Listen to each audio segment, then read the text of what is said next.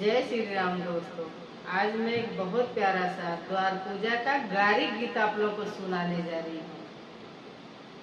दूल्हा कितना भी सज धज के ससुरारी में आता है, पर सबके नजर में कुछ न कुछ कमी तो हो ही जाती है। अब सुनिए सास अपने दामाद से क्या बोल रही हैं, आप लोग इस गीत के माध्यम से सुनिए। अगर अच्छा लगे तो कमेंट करके जरूर बताइए। सासु परी परनी रे खेलिनिए दूल्हे, सासु परी परनी रे खेलिनिए दूल्हे, सासु मऊरू न देखेलिए दूल्हे, सासु मऊरू न देखेलिनिए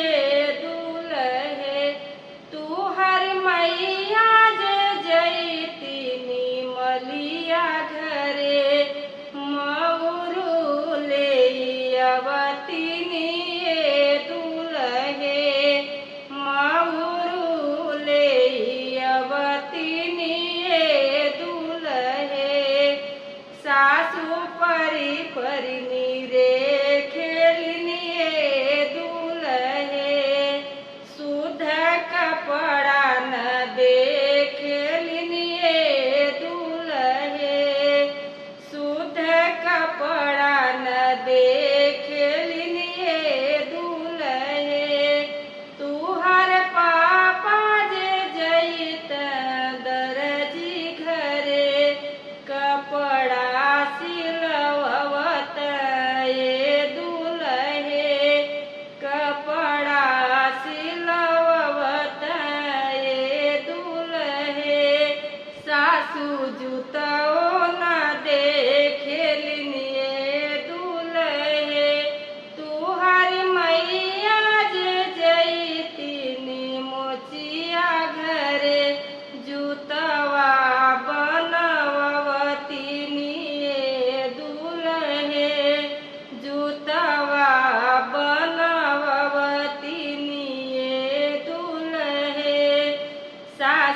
परी परनी रे खेलिनिए दूल्हे, सासु परी परनी रे खेलिनिए दूल्हे।